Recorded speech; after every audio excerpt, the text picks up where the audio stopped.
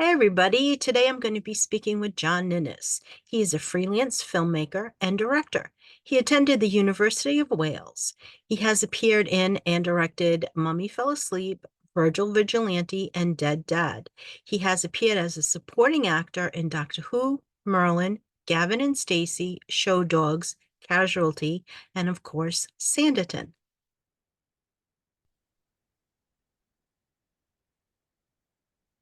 Hi John, Okay, how are you right. today? I'm all right, thank you. How are you? I'm good. Thank you very much. On behalf of myself and the Sanditon fandom, I want to thank you very much for joining me today. We really Much obliged, appreciate thank it. you. Much obliged. Thank you. So, my very first question for you is how did you get into the producing, writing, directing?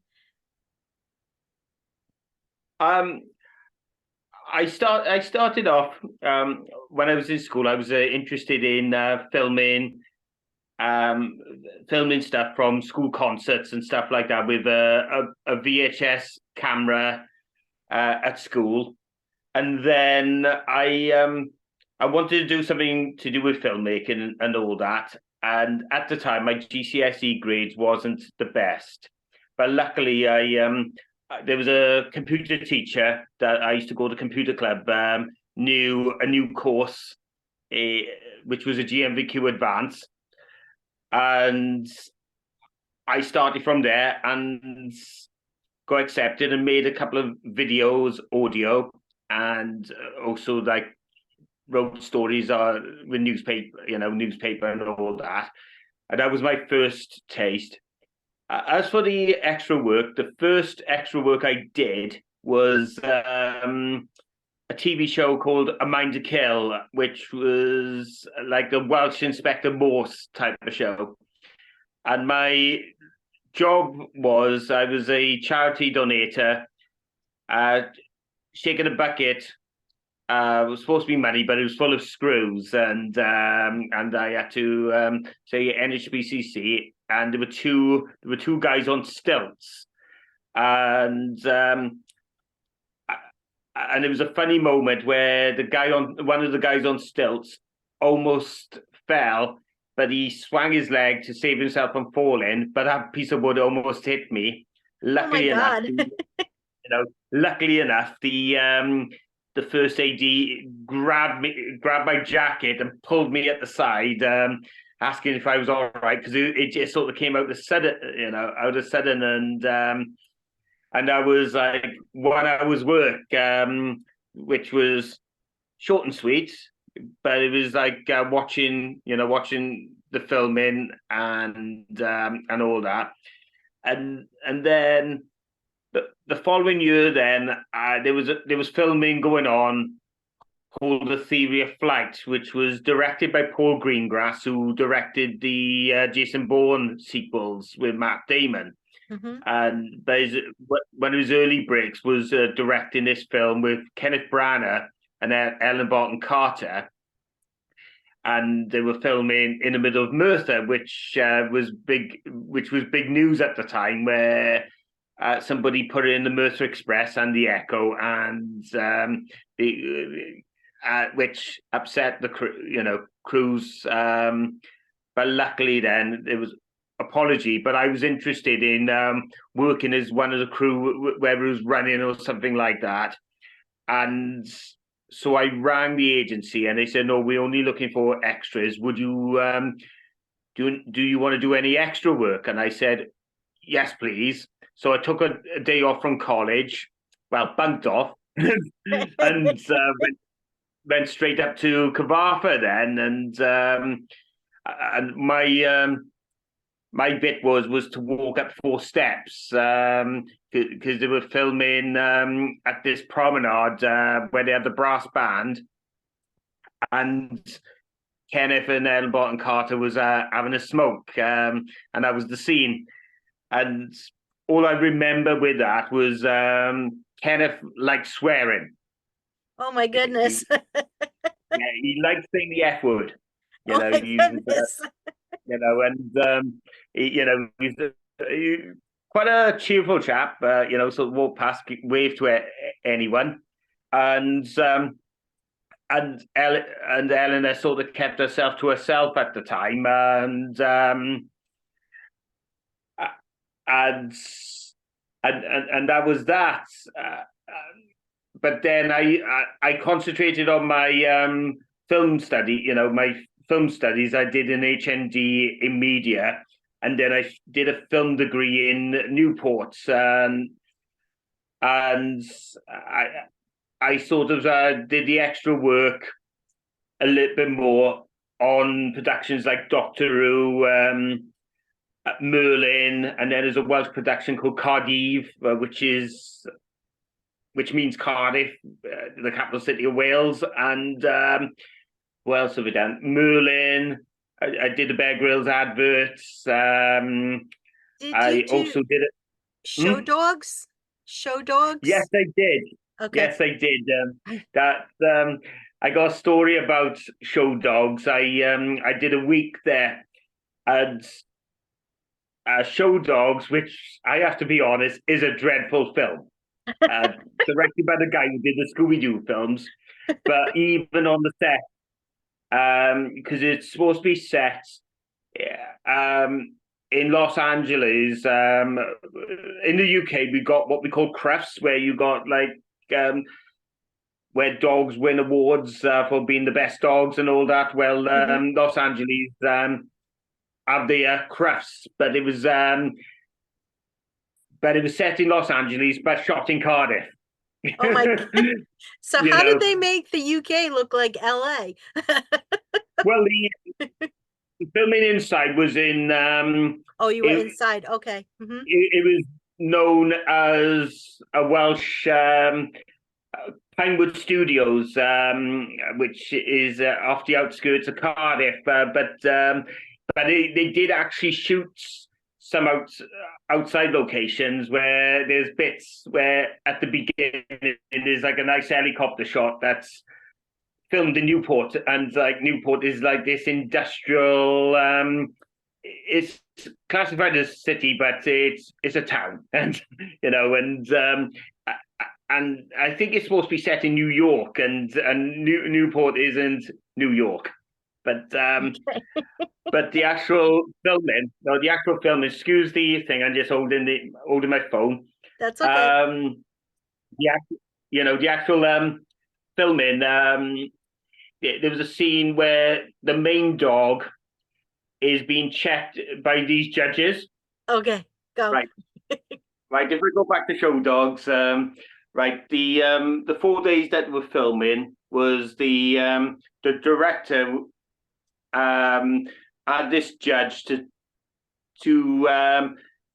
judge the main dog, check his legs, his paws, and all that. And the actual joke was for him to touch the dog's private parts, which even the first assistant was trying to say it's a joke. It's supposed to be part of a joke. And I remember even the extras that were sitting by me was thinking, what's the joke about that? Like, and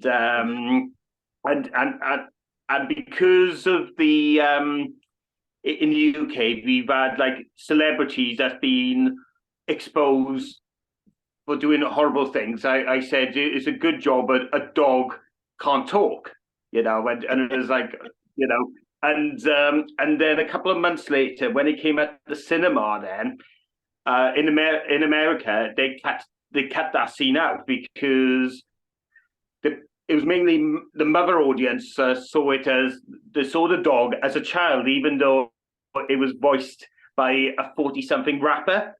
Okay. And even though he's supposed to be like an undercover cop in a similar age to Will Arnett, but they cut the scene because they saw it as grooming. And like in the UK, it was still on, but it was still uncut. But I remember sort of thinking, what's the joke? What's the joke? And I think even if it was made in the 80s when Police Academy was doing like politically incorrect comedy, I just did not get. I just did not get why it was anybody supposed to would be find fun. that Right, funny, you right, know. right. Yeah, and I just remember this director was going to the guy who was playing the judge, right? Touch him left, touch him on the right side, touch him hard, touch him sort of. That was the only bit. It was like, what the hell is going on? Like, and and then because he gets touched, then they do like a dirty dancing CGI where the dog lifts up Will Arnett, like Patrick Swayze lifting up Jennifer Grey, and we have to imagine this dog lifting up lifting up Will Arnett and all that. Even though it was good money, it was good money. It was just all I could say was it was like I think you had to be on drugs to be on the film. So, that's all I can say. That's all I can say about that film is My goodness. you imagine it flying dog, flying dogs. So this director was like, the dog is going up in the air and he swings, and we're supposed to go around like this, and oh wow, Wow, so just there was a lot of imagination in that yes, role. Oh my goodness. yes, it was.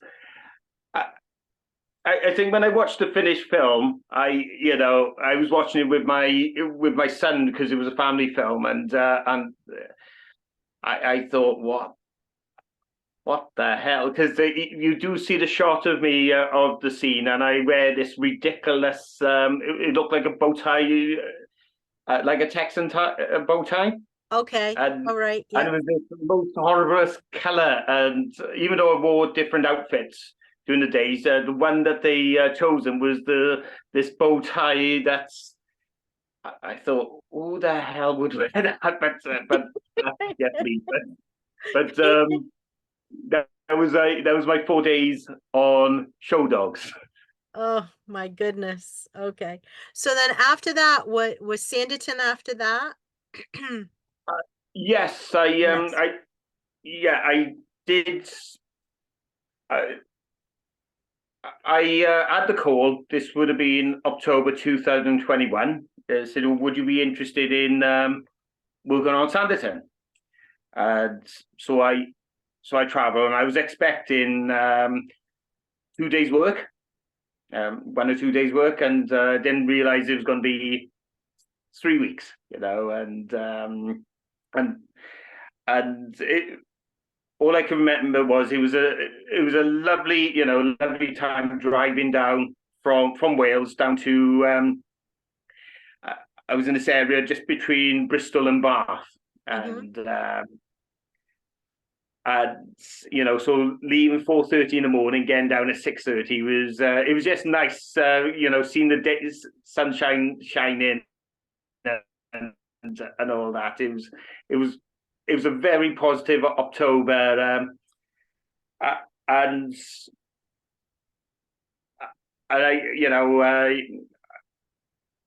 I just remember just working on it, and just trying to think what questions you want to talk about Sanditon, because Well, what I I want to think talk, I'm flapping yeah, on.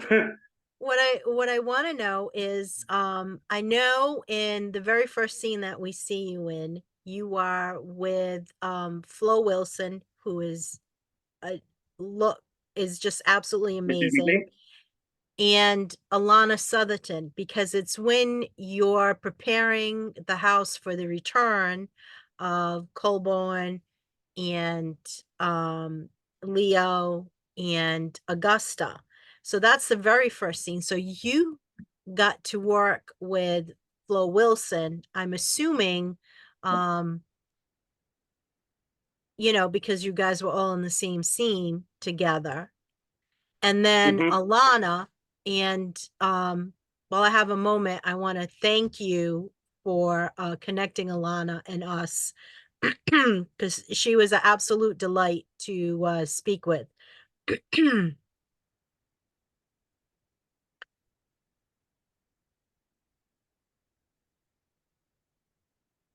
Did you hear that, John? Yeah, he says thank you about Alana and all that. Yeah, I got a secret there. That first day, that first scene of the film was the last day that we filmed. Really? Really, that was on. Let me get this right. Either the 2nd or the 3rd of November. That scene was filmed, and that was the best. That was the best scene. That was my favorite scene because it was very choreographed. Mm-hmm. Because we had to um, we had to move to a certain pace because we had to open the windows, walk, and we had to walk in a casual, a casual walk, and it sort of went in between, right? Don't walk too slow, but don't walk too fast. So so we opened in the windows, following the steady camera guy Mm-hmm. until we got to the door, and that was my favorite. That was my favorite because it was the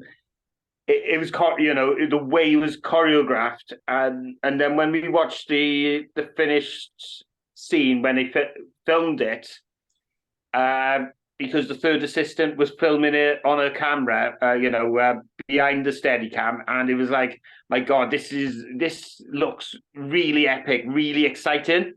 It was very ambitious, and um, and we had to go through until we got to the door, and then the Orson car came along. And it was just great watching that scene from the editing to the camera work. That was, as I say, that was one of my favorite scenes. That even though extra work, we kind of the background, which we are, but I sort of felt that it was like a real importance, if that makes sense. Yes, yes. Uh, Because it um, set as um, viewers, it set us up for what mhm, was coming. And there was a lot of excitement in that scene for us because we kind of mhm. knew, what was coming. So it's very important to the Yeah, series. because at the time, um, when we're talking about it, I, I I didn't know what scene that was because again we wasn't involved with the script, so I thought either that's going to be the beginning or the last scene of the series, Hmm. But it still felt really ambitious, really ambitious, and um, because in my head at the time I thought, oh, that must be the last, the last scene, and all that because it wasn't open to say, oh, it's the first scene of Alexander and his family, Hmm. and there was something, as I say, there was something ambitious, and when I watched it on the telly, and I I was really proud, I was really proud, for myself and also for the crew, the all, as I said, the all movement, even when we were set up in different, different shots, Hmm. from inside to outside. It all blended it, it all blended in. It's a brilliant, it's a brilliant scene, and So you and Alana and Flo did the scenes inside and then it continued right to outside when you opened up the carriage door? that's correct. Okay. Oh, that's all. Yeah, So they shot all of that continuously. Okay. yeah, that was all in one day. The inside. Hmm. Then once they finished the inside bit, then they had the camera outside, and then the Orson cart came along, and then I had to open the carriage, which that took me a couple of takes. That taken a couple of takes of opening because the catch wasn't the best because it was like a double catch from the from the outside of the door to the inside of the door. They wasn't sort of lined up properly. So as I was opening it up and trying to pull it, I was struggling to pull this door, and so they had the guy whose carriage it belongs to taught me how to open this carriage without, because my paranoia was pulling it, and all of a sudden the poor actors are falling, falling off the carriage, but luckily it worked out. It worked out in the end. Oh, that's you know. awesome. Awesome. So, and you got to be in one of the biggest scenes, I think, of series, um, the um, shooting party. So Yes, you were in the yes. shooting party with the majority, if not all, of the main cast. So, and I know that as a supporting actor, you can't go up and talk to them and stuff, but I'm assuming that in between takes, there were conversations, there were things that were happening, Yeah, with you, because they all seem to be very, friendly and nice. So who would you say was the funniest that you got to right. interact with? The funniest. Well, I'm going to give two funniest. Okay. James Boland, he's one of my childhood heroes because I remember him from TV shows like The Likely Lads and Only When I Laugh. And then he plays like a veteran police officer in, what's that TV show? It's gone out my head with Dennis Waterman. New Tricks. New Tricks, that's it, New Yes. Tricks. And, he's, but it, but it's only when I laugh because it was the first thing I discovered as a child, and even the song HAPPY. You could find it on YouTube, and I think it's him actually singing it. And he's like, "I'm HAPPY, I'm HAPPY. I know I am, I sure I am, I HAPPY." And um, so I got fond memories, and with James, he because I was near there, in between takes, he started a conversation. So I was honest and said that every time I seen him for the 3 days, I've got HAPPY in my head, and he said, "What's that?" I said, "But only when I laugh," and he said, and he said. He said, "You're a bit too young to watch Only When I Laugh." I said, "I was 4 when I watched Only When I Laugh in the early 80s." And he said, "You remember it?" I said, "Yeah." And I said, "I even remember the horror film he did in 1971 called The Blood of the Crucible, which was like a poor man's Hammer film that was late night on telly." And he said, "That's 50 years ago. I don't want to remember because he didn't like it, And I said, "No, I watched it because it had his name on it, James Boland." The second one was Chris Marshall. I didn't realize how tall he was. He was like, he was like towering over me, and and I remember him and James Boland. They were having a chat now, and Mark and Chris was picking up a little drink from my tray, but he was wearing these black leather gloves. But the problem was because they're quite thick, he couldn't feel the glass, and he dropped his drink over my tray, Oh, and it went everywhere in my tray, oh no. and he was like, "Yeah, I'm terribly sorry," and I had like all these little drops of drink over my white gloves. So the costume people was like, "Looking, right, it's okay." Yeah, so they were sort of moving the gloves so that the stain wouldn't capture the camera and all that. And Chris was like, "I'm terribly sorry, terribly sorry." And I said, "It's all right." I said, "I thought it's supposed to be me that tips a drink over a famous person, or a famous person tipping a drink over me. And you know, and I found that quite amusing that that somebody that worked on Love Actually, Death by Paradise, and My Family would tip a drink over me.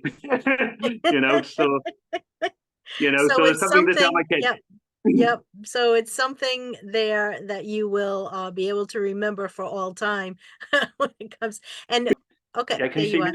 Yeah. Okay, so I just, okay, we're gonna cut that out. Um, Right, okay. I Sorry, I had was right.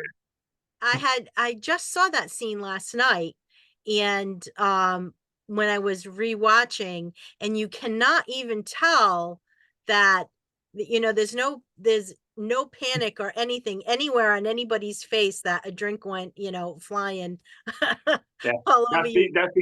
that's because we're professional. Well, it worked. It worked Oh, 100%. It worked. So, just briefly, a question that I haven't asked anybody else that I've spoken to, but could you possibly describe to us a day in the life of a supporting actor on Sanditon? Like what your day was like? We already know that you got up very early to right. drive in. You know, yeah, in honesty, like I've been doing this for 20 years and all that. The majority of time is it is sitting around. I'd rather be realistic about that. But most of the time you get people reading a book and all that. And if anybody has watched my video that I did of all the photos, there was a guy on a swing reading a book, and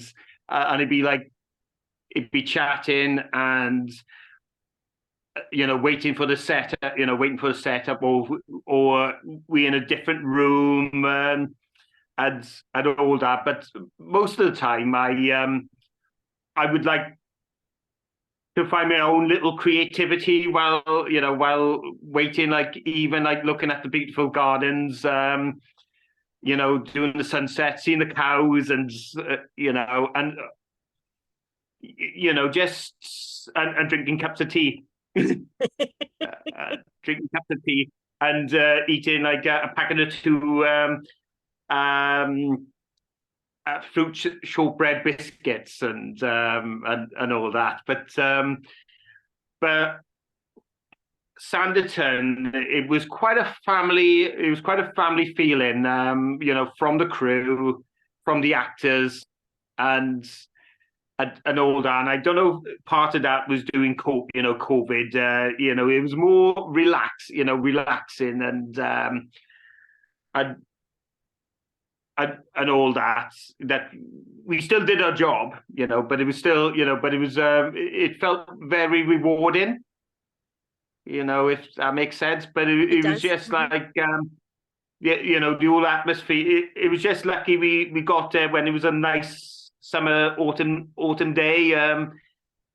That's we could even relax outside watching the set, and then when we were ready, then we've got something to talk about, that, as I was saying with Chris Marshall, with the drinks and all that, because I remember working on another set, where you could be sitting around, but then if there's like a moment, whether you're talking to an actor and they got their little story, little stories, because sometimes you get some actors that they're bored as well, and they want to talk to someone.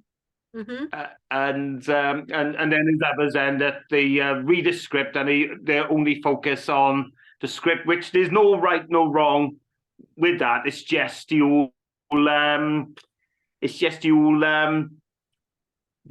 aura of actors, Method. Mm-hmm. and I think if that makes Yeah, it sense. does. I can't think of anything, anything else, other than, even in between the takes, every actor, I think, especially if they seen the same, whether it's an extra or the actors, they always say, good morning, good morning, and how was your journey, and all that. And I would do the same as well. And,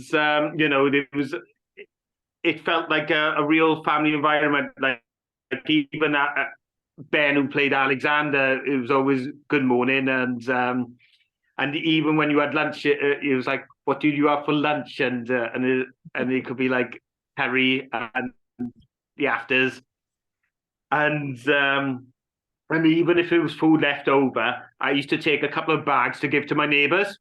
Because there was a couple of food that was packaged in a bag, and they said, right, who wants this? Because it's going to go end up in the bin. And I said, oh, you don't mind if I take a couple to some of the elderly neighbours in my street, sort of thing. So I used to take a couple of food, that when I got back again, they said, oh, where did John get this? I said, oh, from my TV.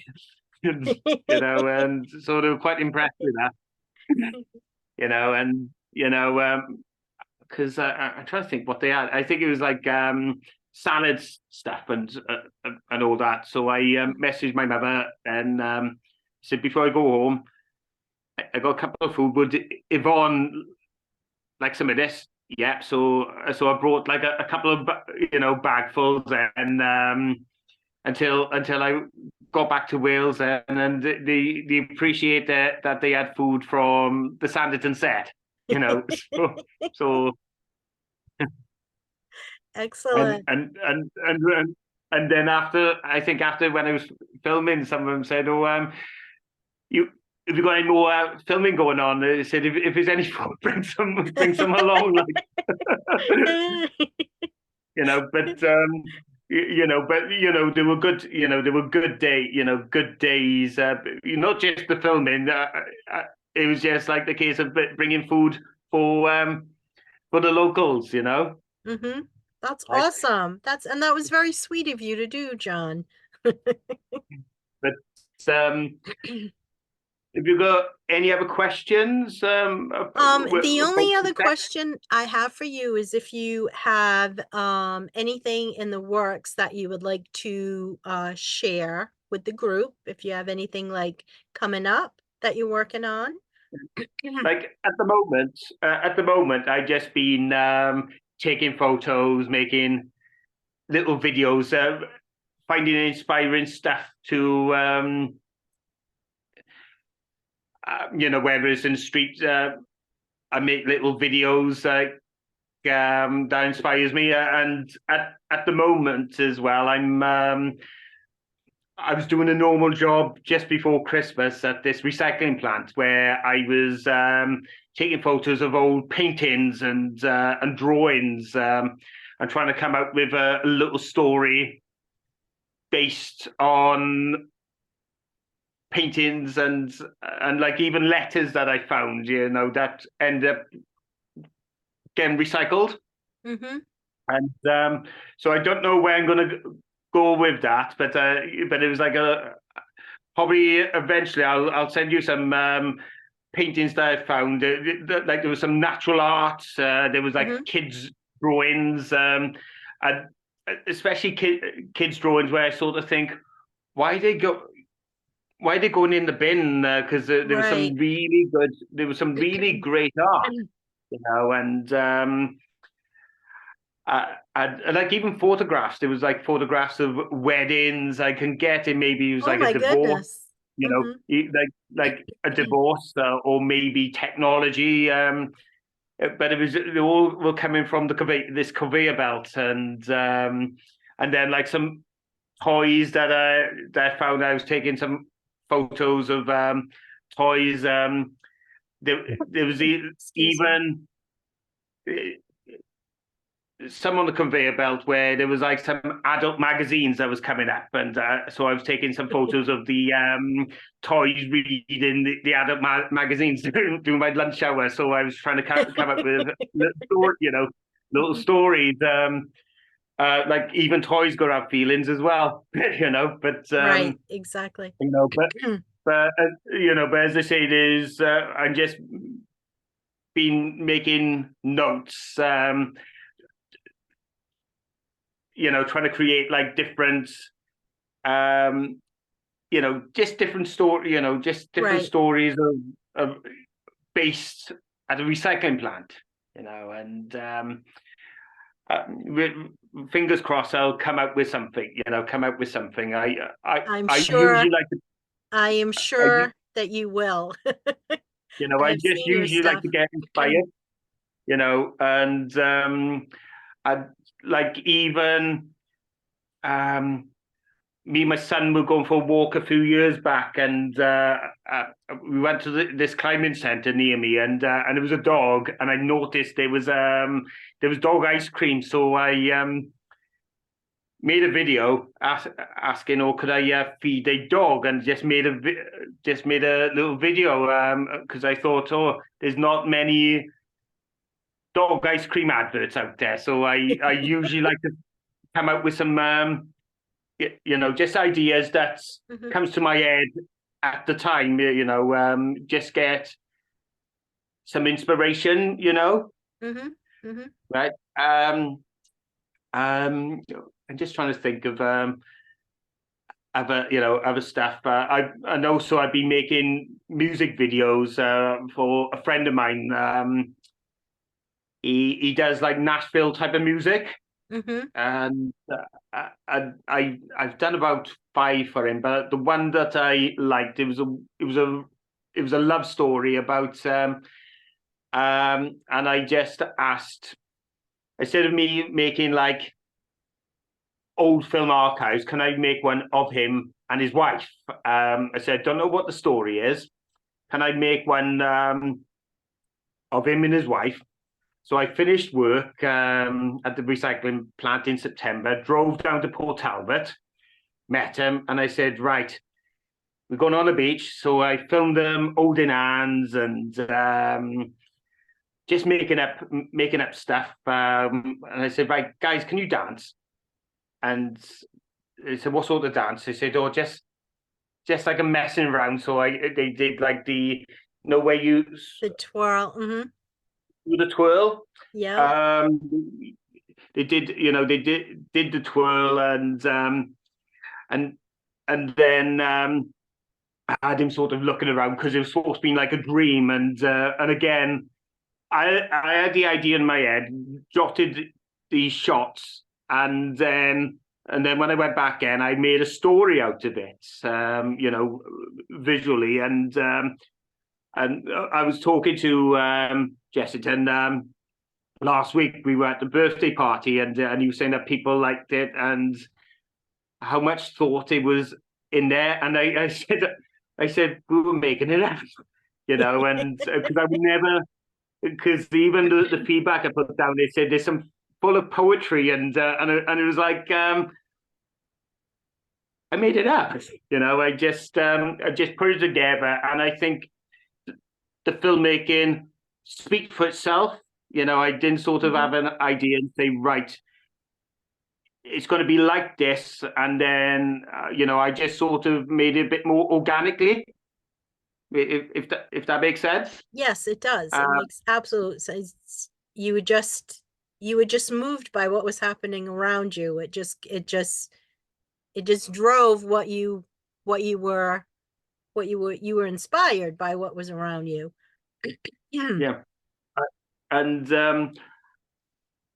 and like I've made other short films in the past that Hmm. like I made a film called Mummy Fell Asleep, which Hmm. I made a couple of years ago, which I wrote the script, did a short list, and all that, and I remember one of my where because there's a character where this cloud goes past, and you can see the shadow going past this woman as if life is dying out, and it's just a Oh. cloud that went Hmm. past. And when and when I was shown it at the festivals, I remember somebody said, "What special effect did you use on that?" I said, "Well, it was take three, and a cloud went past."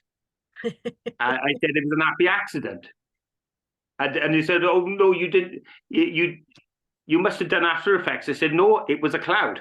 Uh, I said that was God being kind to me, and that was take three, and the cloud went past, and this little girl came past, then not realizing her mother died at that point, and after I watched it as a director, I thought that's the scene that's going to be edited on,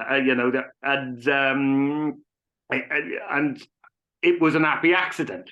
And it's not that I look for happy accidents. I just sort of, when you get absorbed with something artistic and it's right, Hmm. and that's what's important. Important with my work. If it, I probably thinking of like Karate Kid. When he cuts the bonsai tree, and Hmm. Mr. Miyagi sort of says, cut the bits, and Daniel said, "How do you know which ones to cut?" And he said, "The tree, the tree trusts you," sort of thing. I don't know if Hmm. that's the line, but he sort of teaches him instincts, and I think it's the same with my filmmaking. And I think even when I watch Karate Kid, it's sort of, I think it's a film that's quite organic, Hmm. in its filmmaking and its editing. Hmm. And I think I kind of think like that as well, if that makes sense. Yes, yes, it Right. does. Okay. So Okay. Sorry. I'm sorry, just one more thing. Um, if we are successful in getting more Sanditon, would you like to return? I wouldn't say no, because it was Okay. a lovely experience.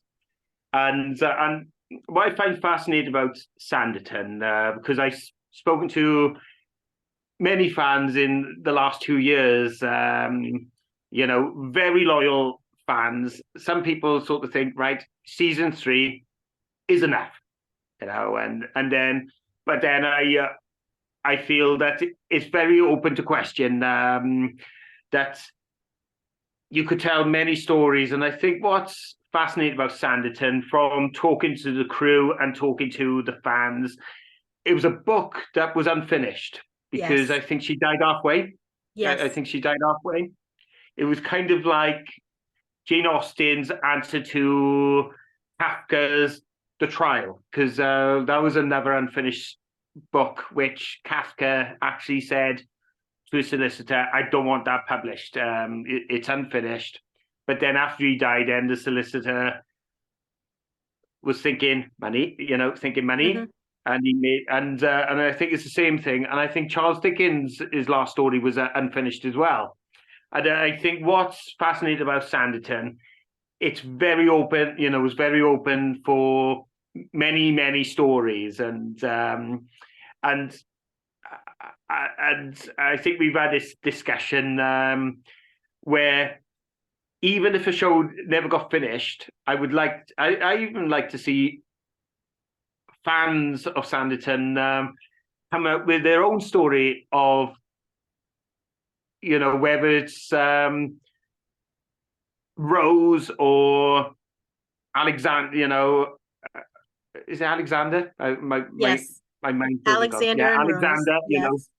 Alexander. Coming up with even if it was a prequel of Alexander, because I remember you were telling me about His knowing childhood. his story, Right. his childhood, because he's had like a very dark childhood. Yes. No, not dark, unhappy. Excuse Unhappy. me. Yeah, Yes. and and I think it'd be fascinating how many stories can be told. Whether it's a TV series, radio series, or even a play. A play. I'd be really excited to know how far I can go, because I think as a fan base, it's quite a massive fan base with Sanditon, which I've learned, I learned quite a bit, even on a shoot, because my understanding with Sanditon in the UK, it flopped on ITV, the first series. And it was only until PBS watched it and said, no, this Yeah, series has got more legs. it was like, um, when it hit the US, it just, the popularity of it was overwhelming. And Yeah, so with the fans in the US combined with the fans in the UK and overseas, that started the sisterhood, and Red Planet and Masterpiece getting on board with the sisterhood and the campaigning and everything, that's what brought it back. yeah. So Yeah, that's, as I say, that's what, the one thing I'm probably talking as a filmmaker that I respect about the audience, really, because without the audience, you would not have a product, and and it is nice that it's not just ITV saying, right, okay, the British don't get it, the British don't like it. is that with your permission, I will be sharing this to our YouTube, Facebook, Twitter, and Instagram account with your permission. And also with your Okay, permission, I'd like to share the link to your YouTube channel in the comment section. okay, okay, that's Okay. no problem. And wants to have any question, please ask. Okay. All right. So And you heard it. If and anybody has any questions to ask John, just ask. yeah, yeah. you know, and thank you very much for inviting me to your Forever Sanditon. Thank you. And thank you so much No, for joining me. And I'm really sorry about the technical difficulties we're having. no problem. Right. Okay, I'm gonna. Hey everybody, today I'm going to be speaking with John Ninnis. He is a freelance filmmaker and director. He attended the University of Wales. He has appeared in and directed Mummy Fell Asleep, Virgil Vigilante, and Dead Dad. He has appeared as a supporting actor in Doctor Who, Merlin, Gavin and Stacey, Show Dogs, Casualty, and of course, Sanditon.